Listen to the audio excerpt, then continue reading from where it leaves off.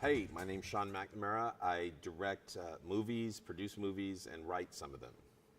I love what I do. I love making movies. I love making television. It's a passion. It's not something that I need to work hard at because it comes naturally. I love when I'm doing the craft, when I'm writing, directing, or producing. That's what I love. Now, getting those jobs is really difficult. You have to deal with rejection. That, whether you're an actor, a director, a writer, a producer, you deal with rejection from people not picking your shows, or you do a film and the critics hate it and some love it and there's haters out there. And it definitely hurts. Like if somebody looks at your film, I mean, what's so strange is I did a film like Soul Surfer and literally half the people loved it and it changed their lives, and the other people hated it and said it was just horrible. So it was really weird, and of course you gravitate towards the ones who said you hated, why did you hate that? You know, what did I do that was so bad? And yet I should have been listening stronger to the people who loved it. So when you love something like a child, there are these great things that happen, but it's also tough. You have to change the diapers, if you will. You have to do the work of love. And when you're making movies, it is literally, I would say about a 20-80%. There's this great part of when you get to do the passion of what you like to do. The other 80% is hard, grueling work. It's rejection, it's hurt. And what is it can be very tough on people. People can leave the business and if it hurts too much.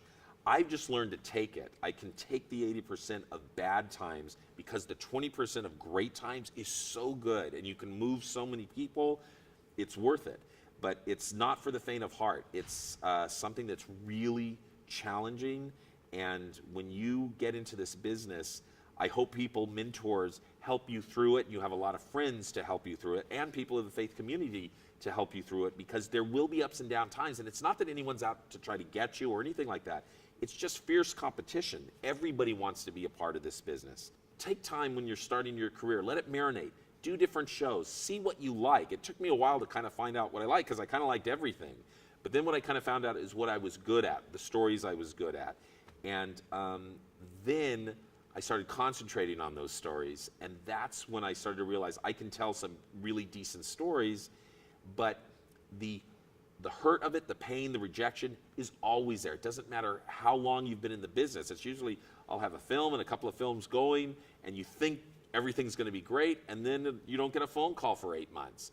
And you're like, what happened? Nothing happened. It's just, this is how the business kind of works. So what I do personally is I go get it myself. I just never stop pounding on doors. And if this door doesn't work, I knock on another door. And a lot of people, I think, let that get to them. Oh, nobody wants my stuff. And I go, it's just numbers game. If you're an actor and you're auditioning, it's like, I'm on the other side of that table. And I go, you are so talented, you are so good. But there's also in Los Angeles 100,000 of you that are that good. Just keep going at it, because at some point those guys are going to be working and this job will come up and it'll be the perfect job for you. And I can't tell you how many times that people lost this job and they were praying for it and they were working for it, only to get the job of their career because they lost this one. Had they gotten that one, they would have never moved on in their career. They got this show that went on to win awards and it became the show of their lives.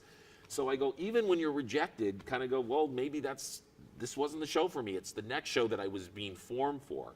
And also I think there's a certain sense of humility that comes when you get knocked down and don't get certain things. It makes you think about it and go internal with your own thoughts and ideas and what is it that you're looking for. So finally when those shows do come forward, you know, they mean something.